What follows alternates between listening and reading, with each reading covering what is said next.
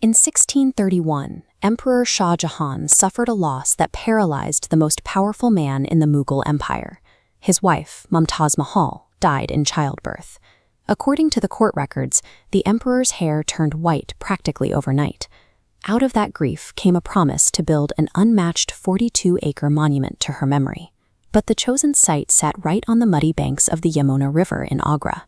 They had to build an impossibly heavy, flawless stone structure on soft soil, entirely without modern cranes, engines, or electricity. Solving this required humans, specifically an army of 20,000 specialized workers recruited from across the known world.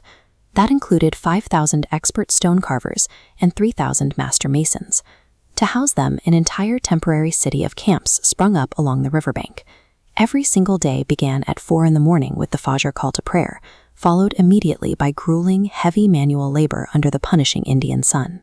A single royal decree instantly birthed a living, breathing ecosystem of extreme human labor. Before a single block of marble could be laid, the architects hit a severe engineering crisis. The Yamuna riverbed was entirely soft mud. If they built a heavy stone structure on top of it, the entire monument would eventually sink and collapse. This cross-section shows their incredibly labor-intensive workaround. Workers hand-dug massive wells, 50 feet deep, straight down into the unstable river mud. They packed those deep trenches entirely with ebony and mahogany wood. It sounds counterintuitive to use wood for a foundation, but in wet, submerged environments, these specific hardwoods don't rot. They actually absorb the water and harden, creating a permanent, rock-solid base that is still holding the building up today.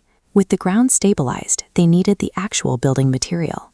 The brilliant white, slightly translucent marble they wanted came exclusively from Makrana, roughly 300 kilometers away in Rajasthan. Transporting it required a continuous, brutal caravan of 1,000 elephants and 200 oxen, dragging 3-ton blocks of raw marble through monsoon mud and blistering heat. A single trip took up to 3 weeks. But looking at this map of their supply routes, you can see the true scale of the logistics. The white marble was just the canvas. They sourced 28 different precious stones to decorate the walls, pulling in jade from China, sapphires from Sri Lanka, and lapis lazuli all the way from Afghanistan. Through sheer logistical willpower, a muddy Indian riverbank was transformed into the destination point of a massive global supply chain. Even with the materials on site, the environment posed another major threat. The region is highly active seismically, and the central tomb had to be protected from falling debris at all costs. If you look closely at this elevation diagram, you'll see a brilliant architectural trick. The 4 outer minarets are not standing perfectly straight. They are intentionally built leaning slightly outward. By utilizing basic physics, the builders guaranteed that if a severe earthquake strikes, the towers will fracture and fall outward, safely away from the main dome. Speaking of that main dome, it presented the ultimate weight problem. The central structure alone weighs an astonishing 12,000 tons.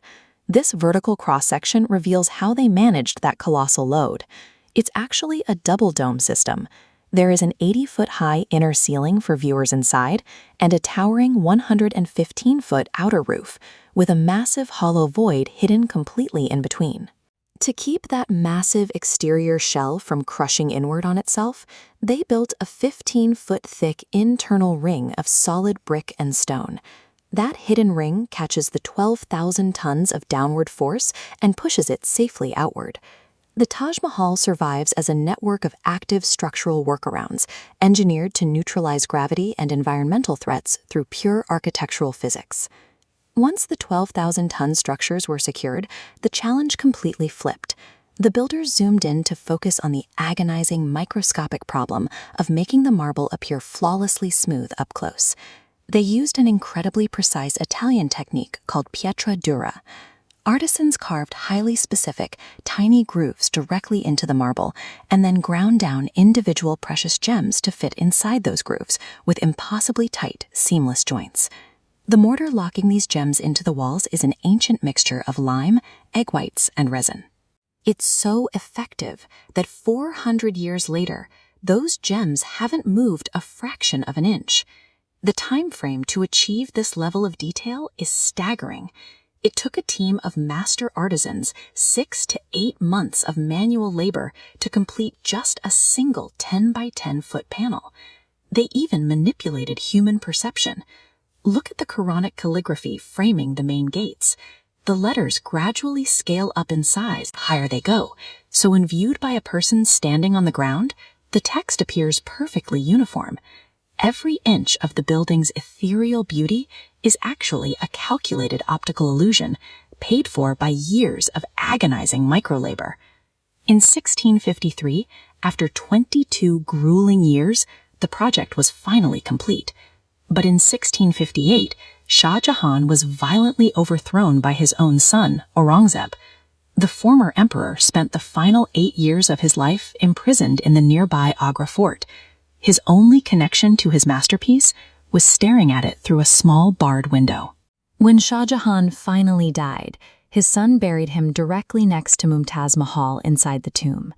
Because the monument was only ever designed for her, adding his grave technically ruined the perfect central symmetry of the entire inner room. This monument endures as a testament to the 20,000 uncredited workers and master logisticians who conquered physics with wood, mud, and sheer human willpower.